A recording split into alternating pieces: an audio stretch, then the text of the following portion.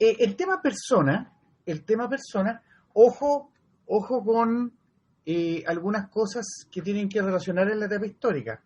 Esto no sé si se los dije, por eso lo reitero. No es lo mismo, respecto de, se los voy a anotar, respecto de la historia del derecho romano.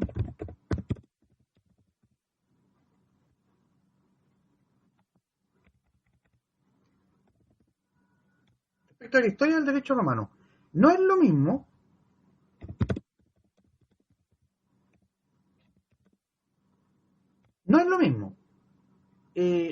derecho romano vulgar, no, al revés, vulgarismo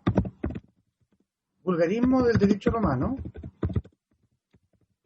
no es lo mismo el vulgarismo del derecho romano, que significa la mediocridad del derecho,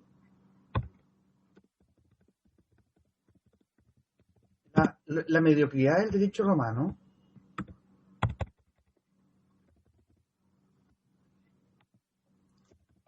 desde el 285 después de Cristo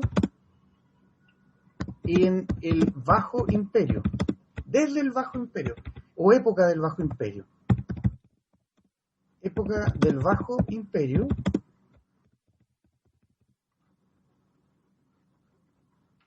¿ya? Que acuérdense, parten las constituciones imperiales como fuente del derecho, empiezan los emperadores a no pescar mucho el pretor, el procedimiento del pretor empieza a desaparecer, empiezan a no escuchar las opiniones de los senadores, de los jurisconsultos o jurisprudentes. En el fondo empiezan a no pescar los emperadores a los grandes tratadistas, a los que tienen autoritas, ¿se acuerdan? Senadores y jurisprudentes, a los que tienen autoritas, que eso es vulgarismo del derecho romano. Y es distinto a el derecho romano vulgar. Eso es distinto al derecho, es fácil confundirse, el derecho romano vulgar, que significa la adecuación del derecho romano a los derechos de los pueblos, al tiro Cristi, la adecuación a los pueblos conquistados por Roma, por ejemplo, pueblos españoles, germanos, galos, etcétera, visigodos, en que el derecho romano en un principio era solo para ciudadanos romanos, pero en el 212 después de Cristo, cuando se establece que es para todos los ciudadanos romanos, se les otorga la ciudadanía romana a todos los ciudadanos romanos, a eso me refiero, cuando se le otorga la ciudadanía romana a todos los ciudadanos romanos, esta adecuación del derecho romano al derecho de ¿cómo se llama?, del lugar, eso se llama derecho romano vulgar, ¿ya? No es lo mismo entonces el vulgarismo del derecho romano que el derecho romano vulgar. Cristina. Me sale como Cristi ahora ya. Ay, profesor, me perdí en la página. No Estoy es perdida. no es página, pero eso está, el vulgarismo está. ¿En la 23? Espérenme, 2 segundos. Claro, el vulgarismo está en la página 23. El vulgarismo está en la página 23, que es la mediocridad del derecho romano, ¿ya? Especialmente en la época del Bajo Imperio. Ahí al margen anoten un asterisco y le colocan: distinto es el derecho romano vulgar. Porque el derecho romano vulgar, como les decía yo, hay una especie de como que el derecho romano se adecua, dicen por ahí, a los derechos locales. Y esto surge un nuevo derecho, y esto va a ir dando cuenta, y esto lo vamos a ver en el segundo semestre, con el derecho histórico, con el libro de don Jaime Izaguirre, que lo pillé físicamente. Lo tengo en PDF, lo tengo en PDF. Entonces yo en el segundo semestre se los voy a mandar. Pero lo pillé en librería, en una edición de la editorial universitaria, que me costó 10.000 pesos, 10.900 pesos. Así que lo compré a ojos cerrados porque a mí me gusta subrayar en el mismo libro. Maña mía. Ya. Eso les quería comentar. No se descuiden tampoco con el Imperium de los cónsules y el Imperium del pretor. Y cómo la genialidad... A propósito, lo que hemos estado viendo es a propósito de la mediocridad del derecho romano.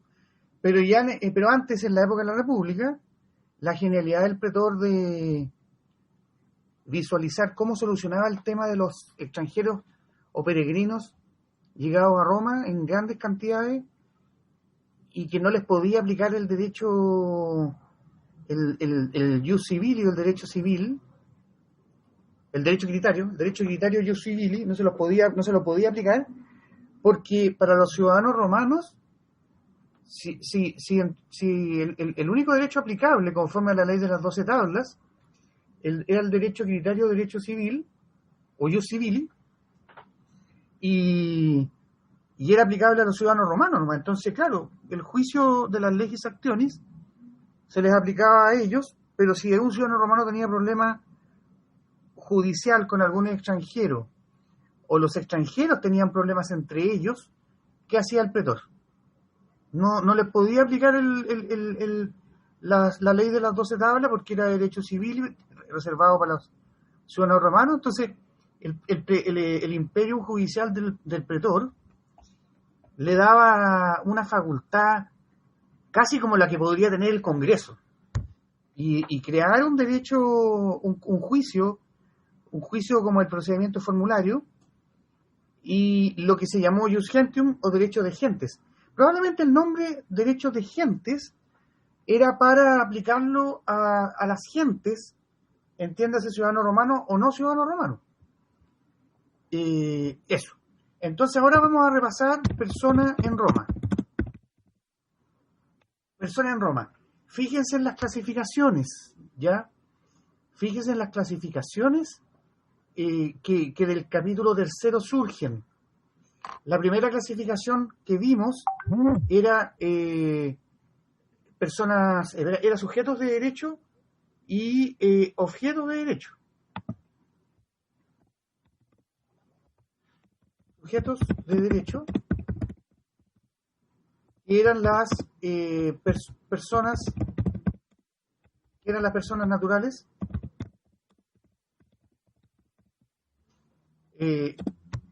entiéndase ciudadanos romanos, no ciudadanos romanos,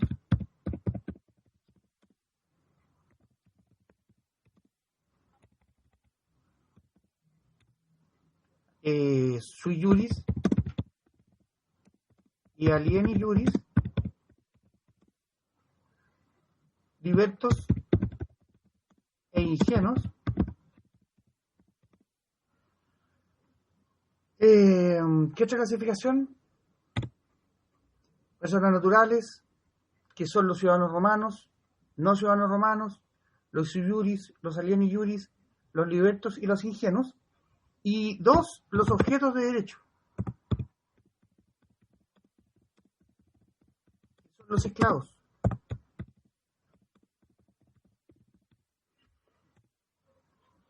Y dentro de las personas naturales, ciudadanos romanos, un esclavo manumitido solemnemente pasa a ser ciudadano romano. ¿Ya? Es objeto de derecho mientras es esclavo. Pero una vez que es manumitido solemnemente, en forma solemne, que las vamos a ver, las vamos a repasar en un ratito más, este personaje deja de ser esclavo, deja de ser objeto de derecho, y pasa a ser ciudadano romano, por ende sujeto de derecho. Eso en cuanto a las clasificaciones de personas. Los sujetos de derecho pueden tener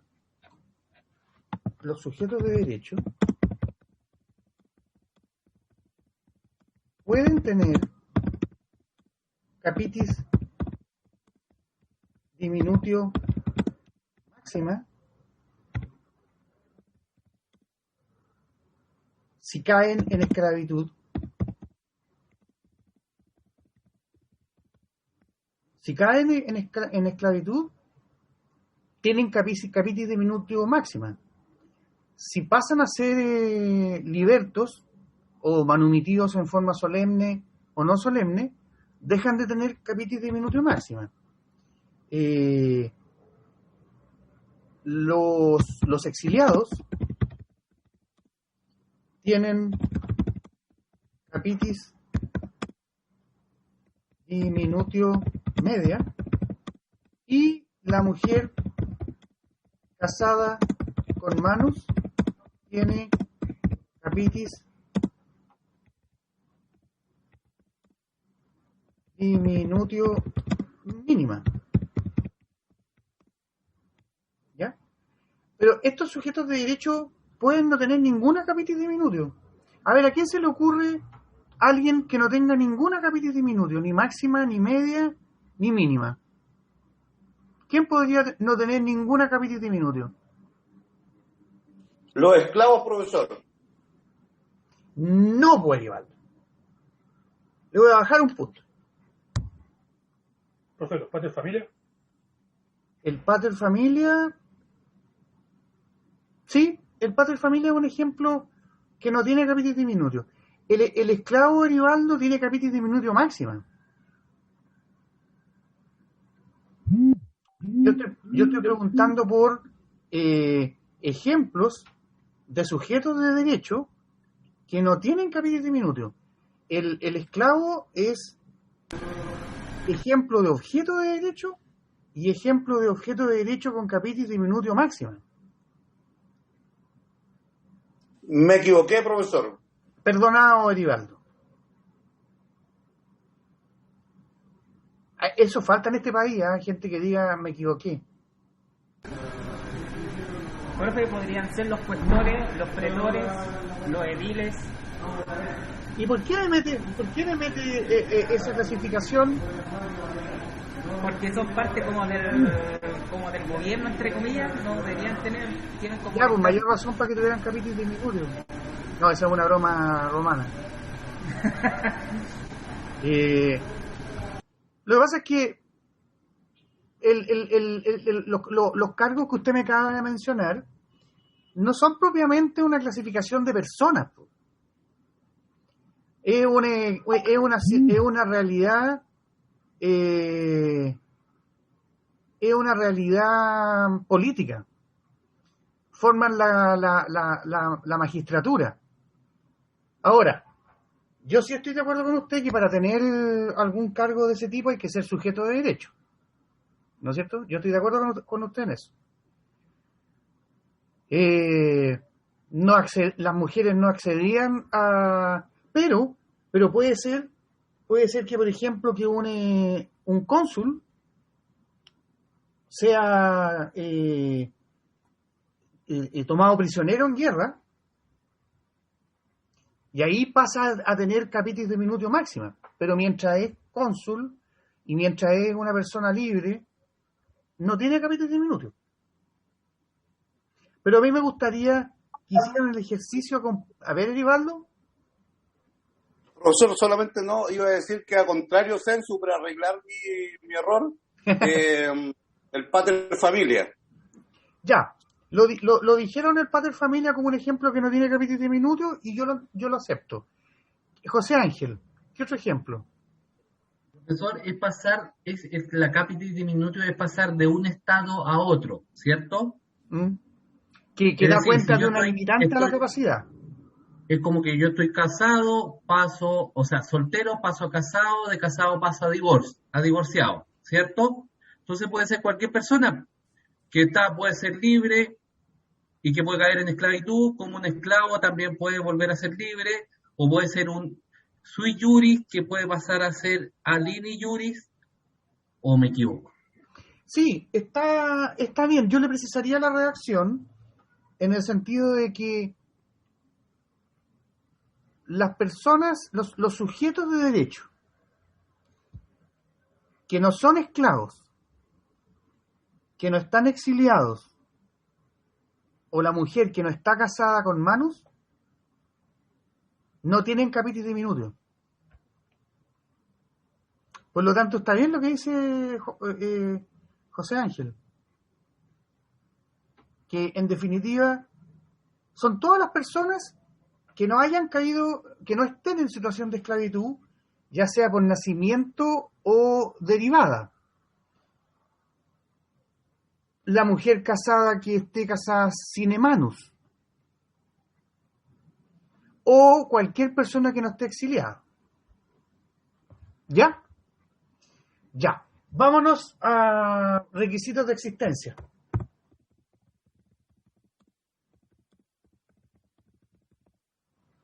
De las personas. ¿Qué se necesita para ser persona en Roma? Porque ustedes van a ver en el derecho civil chileno qué se necesita para ser persona en Chile, conforme al Código Civil. En Roma se necesita haber nacido, ¿ya? Y para eso, para haber nacido, se necesita estar separada completamente del vientre materno. Entonces es estar separada del vientre materno. Pero este requisito hay que combinarlo con los que vienen. No basta con la separación, porque si al momento de separar la criatura fallece, no alcanzó a ser persona. Entonces el segundo requisito es haber nacido vivo.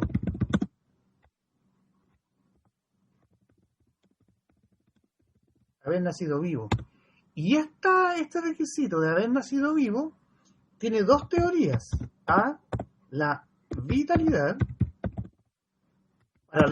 para definir que sea persona, es, nació, se separó del vientre materno y estuvo vivo un instante siquiera. Nació vivo, se separó y logró estar vivo un instante siquiera. Un instante al menos. Y es persona. Y la segunda teoría es la de la viabilidad. Dispone de órganos que le permiten seguir vivo. Y en el fondo somos todos nosotros. Somos todos nosotros. ¿Ya? Y el tercer requisito, que es un poquitito así como chocante, es tener forma humana, que lógicamente no está en nuestra legislación. Lo que pasa es que en la Grecia antigua, en Esparta y en Roma, con esto que estamos analizando, efectivamente había una predisposición negativa hacia las personas que nacían vivas, se separaban del vientre materno, se mantenían vivas, pero no tenían forma humana, tenían alguna deformidad. Muy cruel el criterio. Derechos del que está por nacer.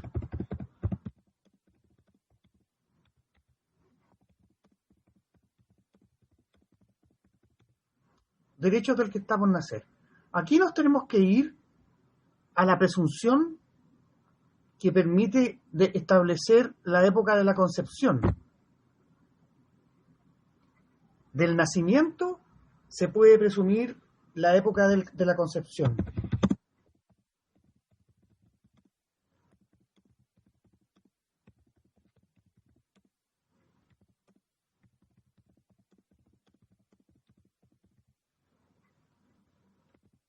También para definir si se es persona o se es esclavo.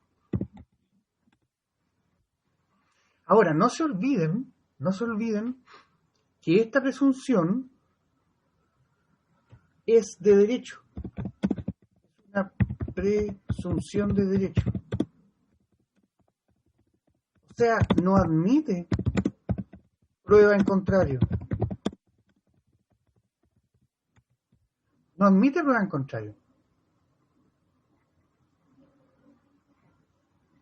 Ejemplo, la presunción en nuestra legislación del conocimiento de la ley. La ley se presume conocida por todos. Y nadie podrá alegar desconocimiento, ni chilenos ni extranjeros. Los habitantes que pisen territorio chileno, las personas que pisen territorio chileno, sean nacionales o extranjeros, se presume de derecho que conocen la ley. La presunción simplemente legal es la que admite prueba en contrario. Entonces, la presunción simplemente legal es materia de prueba. O sea, si yo presento prueba, puedo demostrar que lo contrario. Y en este caso, tiene incidencia, este juego de presumir la época de la concepción, tiene importancia para definir si la criatura nace libre o esclavo. ¿Y en qué consiste esa presunción?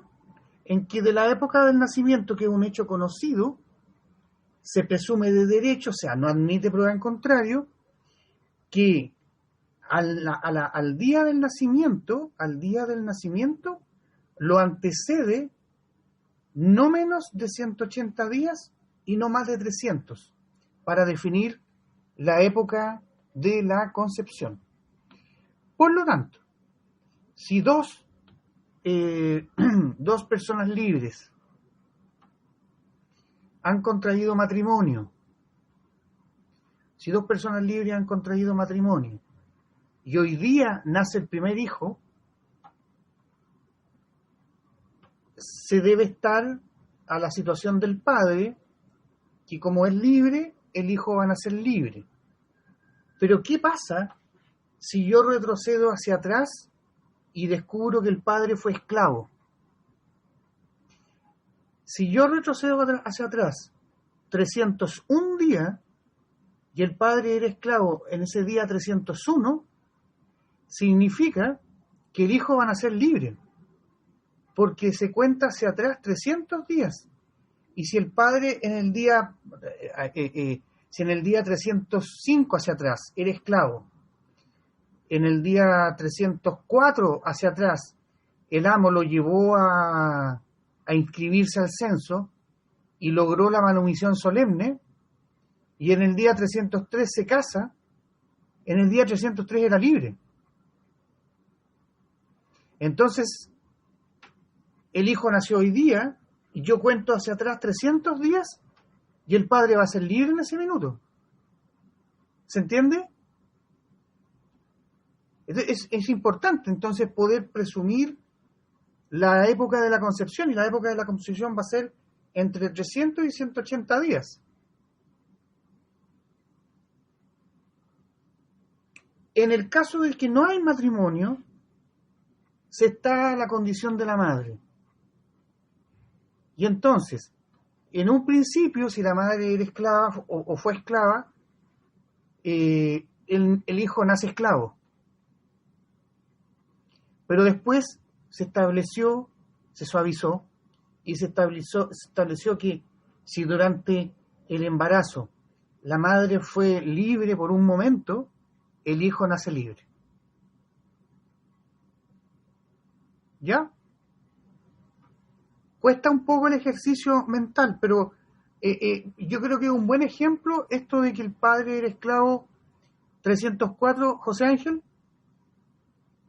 Profesor, esta clasificación de nacimiento es solamente para determinar si era el que podía nacer era libre o esclavo. Claro, nada más. Claro. Que dicho de otra forma es definir qué derechos tiene el que está por nacer. Porque si, Ok. si nace esclavo no tiene ningún derecho, y si nace libre tiene todos los derechos que su calidad de hombre libre le da. Si es ciudadano romano, tiene el derecho, el jus suffragi, tiene el jus connubii, tiene el jus commerci, tiene el jus, puede participar del ejército romano, puede recurrir a los tribunales, etcétera. Si la criatura nace esclavo, no tiene ni un derecho. Profesor, ¿Sí? Eribaldo. profesor, ¿y la persona que no tenía forma humana, qué se hacía en definitiva? ¿No Mire, moría? se le tiraba. Ay, qué terrible. Bueno, en Esparta se despeñaba. En Roma también también le pasaba algo, pero se le abandonaba en un monte. Le voy a averiguar. Eso lo trata el profesor Petit. Le voy a confirmar su pregunta, porque también tenía un final trágico. Porque Roma necesitaba ciudadanos romanos y necesitaba soldados romanos en definitiva. Y Sí, si era... claro, no, si estoy de acuerdo con usted, pero lo que pasa es que acuérdese que el ejército romano se abastecía solamente de ciudadanos romanos, patricios o plebeyos, ni siquiera extranjeros. Y una de las discusiones que se producían en el Senado era justamente, antes de Caracalla, antes del 212, era justamente entusiasmar, dando la ciudadanía romana a determinadas provincias, para que sus integrantes pudieran, por ejemplo, tener acceso a un fondo itálico y participar en el ejército. O sea, se les otorgaba la ciudadanía romana, se les entregaba un terreno, y con la condición de que, y para que pudieran acceder al ejército romano. ¿Se fijan? Ya. Sigamos entonces. La capacidad. Algunos aspectos sobre capacidad. Página 53. Capacidad de las personas.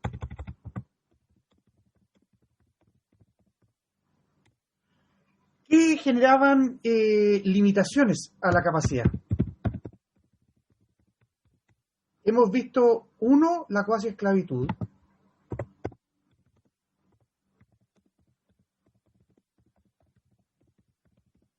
La cuasi esclavitud, que no es propiamente tener la calidad de esclavo, sino que estar en una situación en la que, por ejemplo, el acreedor respecto del cual fui condenado a pagarle una cantidad de dinero que yo le adeudo,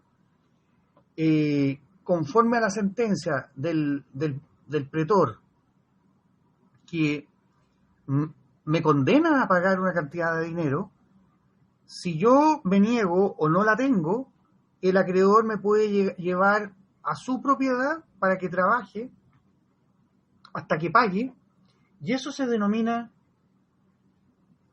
deudor insolvente, que es entregado por el magistrado al acreedor para que trabajando pague.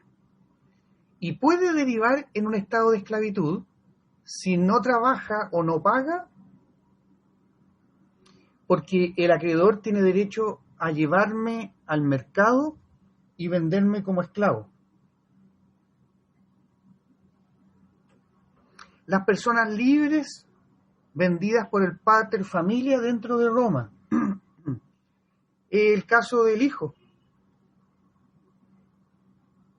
Las personas libres vendidas por el pater dentro de Roma. El esclavo manumitido por testamento. El esclavo manumitido por testamento, el que todavía el amo no fallece, está el testamento, está la declaración del amo, pero el amo todavía no fallece, entonces el testamento no se activa. El testamento es un acto jurídico unilateral hecho por el testador. Yo quiero hacer testamento y voy a dejar a todos mis esclavos, voy a declarar que todos mis esclavos quedan libres después de mi fallecimiento. Pero mientras yo no me muero, los esclavos están en una situación de cuasi esclavitud, porque están a la espera de que yo me muera y opere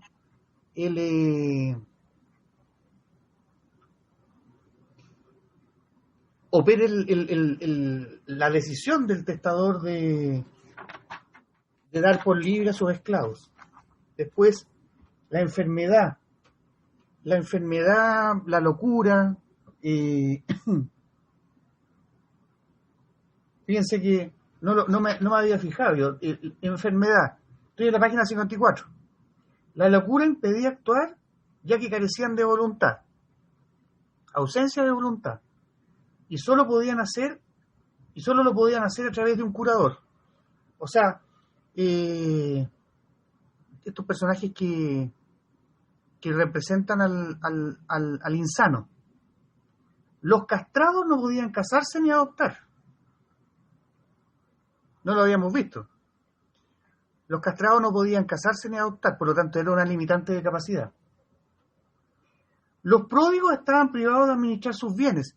El hijo pródigo, el que abandona el hogar del pater familia, y entonces el castigo regresa al patrimonio, regresa a la casa del pater familia, pero no puede administrar ninguno de sus peculios, ni siquiera el castrense ni el cuasi castrense.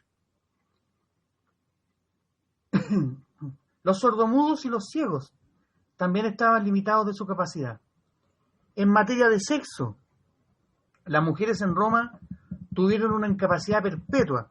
No es tan así, No es tan así porque la madre de Julio César era una mujer muy inteligente, por lo tanto, esto del sexo tiene que haber sido época arcaica y época republicana hasta por ahí por el 100 antes de Cristo. Por ahí por el 100 antes de Cristo, porque en esa época, durante el 100 antes de Cristo, hay personajes cónsules conocidos como Cayo Mario, como Catilina, como Cicerón, y en esa época estaba viva la madre de Julio César, y ella tenía una ínsula, ¿se acuerdan? No sé si les conté a ustedes o a otro curso.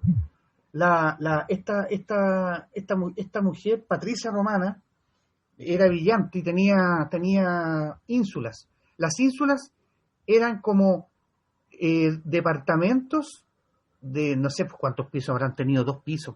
Pensemos en 2 pisos. Y ella los arrendaba o los vendía. Entonces ella era una mujer de negocio.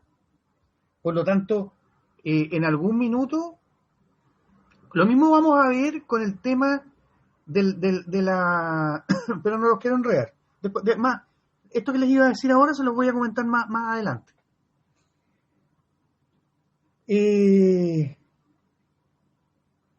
La edad.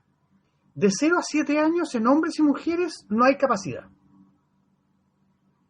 Así como la cuasi esclavitud es una limitante de la capacidad, la esclavitud es una limitante de la capacidad, la enfermedad psiquiátrica es una limitante de la capacidad, la edad también es una limitante de la capacidad, y de 0 a 7 años ser incapaz absoluto.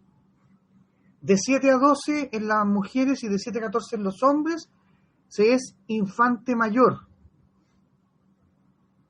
Y el infante mayor puede recibir regalos. Aceptaron regalos. Entre 12 en las mujeres y 14 en los hombres hasta los 25 son púberes. Lo que hoy día se llaman menor adulto. Y podían actuar por medio de un curador. O sea, los púberes o menores adultos pueden actuar a través de un curador. Y mayores de 25 años son plenamente capaces, no tienen limitantes de capacidad, tal como lo dijo José Ángel, el mayor de 25 años, que no sea esclavo, que no esté condenado, castigado al exilio, o que no se haya casado con manos, no tienen ni capitis diminutio máxima, ni media, ni mínima.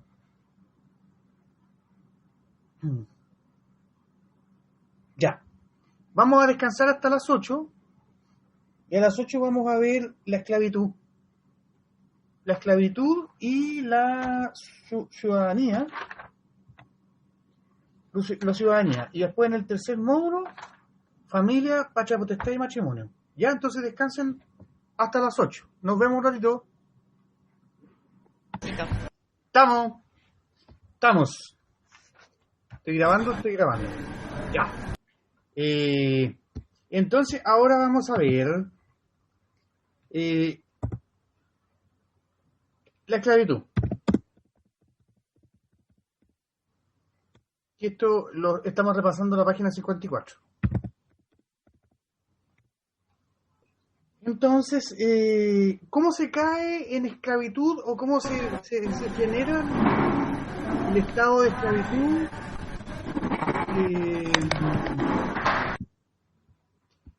De la siguiente manera. Uno puede ser por nacimiento, ya lo vimos. Por nacimiento, ¿cierto? Lo acabamos de ver. Y el segundo son por hechos posteriores al nacimiento.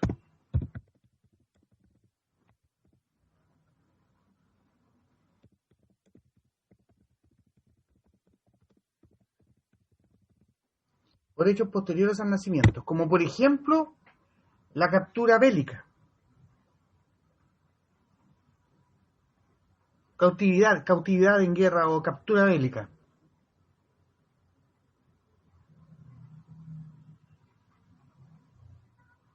Que inmediatamente el capturado se transformaba en esclavo del pueblo capturador.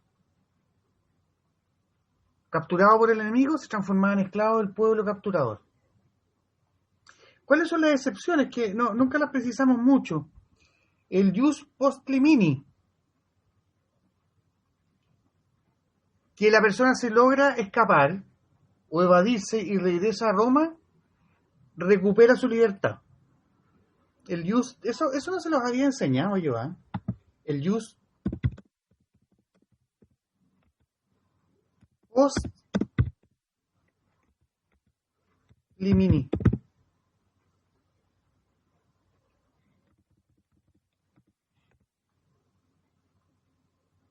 El jus post limini, que en el fondo la persona que se escapa y recupera su libertad.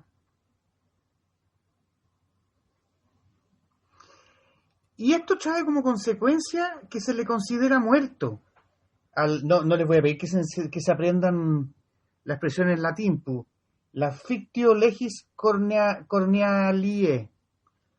No, lo vamos a llamar que a la persona que está capturada, que fue capturado en guerra, se le considera muerto. Entonces eso trae consecuencias, porque se activa la sucesión, se activa la herencia, los herederos pueden vender, y entonces, ¿qué hace el que vuelve a Roma en estado de libertad? Hay ciertas cosas que no tienen la posibilidad de ser vueltas al estado anterior. Claro, se me va a considerar libre, pero los bienes ya vendidos pasan a ser del tercero que los adquirió. ¿Qué otras causas generan caída en esclavitud? La condena a pena capital o trabajos forzados. El engaño, lo hemos visto. El engaño del que se deja vender siendo hombre libre. Que es una especie de estafa, porque en definitiva uno se hace pasar por amo y el otro se hace pasar por esclavo y le proponen la venta del esclavo a un tercero. ese tercero va a pagar y el producto del precio se lo reparten entre el falso esclavo y el falso amo. Pero eso descubierto, los dos caen en esclavitud. Los deudores insolventes vendidos en el mercado.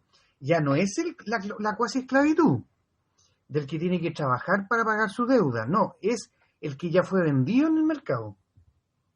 Y la mujer libre que tiene relaciones sexuales con un esclavo pasa a ser esclava del dueño del esclavo. Situación social y jurídica de los esclavos son objetos de derecho y pueden tener el peculio profecticio.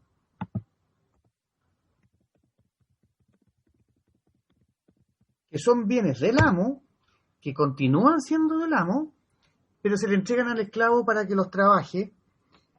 Probablemente el amo se da cuenta de las habilidades del esclavo y probablemente un amo noble le dirá al esclavo, ya, te paso 10 caballos y los caballos que nacen, si tú logras ampliar el número de caballos, van a ser tuyos, por ejemplo.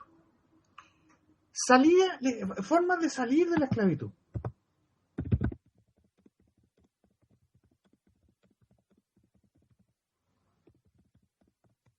Tenemos las formas solemnes. Profesor, ¿Sí? ¿me puede repetir el peculio profecticio? El peculio No lo profecticio, claro, el peculio profecticio lo tiene el esclavo y también lo tiene el hijo de familia. Y se refiere a una cantidad de bienes que el amo le entrega al esclavo para que los trabaje. Pueden ser semillas, pueden ser animales, ganado, para que los administre y los haga crecer. José Ángel. Profesor, ahí yo tengo una duda con el peculio profecticio. ¿Ya? Porque tengo entendido que, primero, el esclavo carece de capacidad jurídica, ¿cierto? Claro. Solamente tiene la capacidad de obrar. Con respecto al peculio profecticio. Más que capacidad de obrar, es un encargo que le hace el amo. El amo le Pero encarga... eso ¿Sí? no es jus comercio. No. El esclavo no puede, por ejemplo, pescar los caballos que le pasó el amo y ir a venderlos. El peculio profecticio tiene que ser, en el fondo, dentro de la calidad de objeto de derecho. Los actos que haga el esclavo solamente pueden hacer más rico al amo. Ya. Todo lo que logre el amo, todo lo que logre el esclavo pasa al amo. Ya. Y No lo tiene que- relación con el jus comercio de generar negocio y nada. Solamente por No. eso se le llama peculio, porque es lo que le encarga el amo. Claro, y el hijo tampoco. El peculio profecticio del hijo, el hijo tampoco, porque lo que pasa es que si el esclavo tuviera algún grado de capacidad, los bienes que logra serían de él. Lo mismo el hijo, pero no, los bienes se entienden automáticamente que aumentan para el amo o aumentan para el pater familia. Ok, Y, gracias. y tienen validez en la medida que aumenten el patrimonio del amo. No tienen validez si disminuyen el patrimonio del amo. Entonces usted comprenderá que como no puedo negociar o no puedo celebrar actos de comercio con alguien que, dependiendo de si gana o pierde, si gana para el amo, tienen valor. Si pierde, para el amo no tienen valor. Lo que sí podía pasar es que el esclavo le mintiera al tercero, no le explicara que era un peculio profecticio, y el tercero confiado le compra, por ejemplo, si el esclavo se hace pasar por hombre libre y le vende un caballo a un tercero y este tercero le paga, pero después resulta que el amo se entera y el amo no le entrega el caballo al tercero, pero el tercero ya pagó.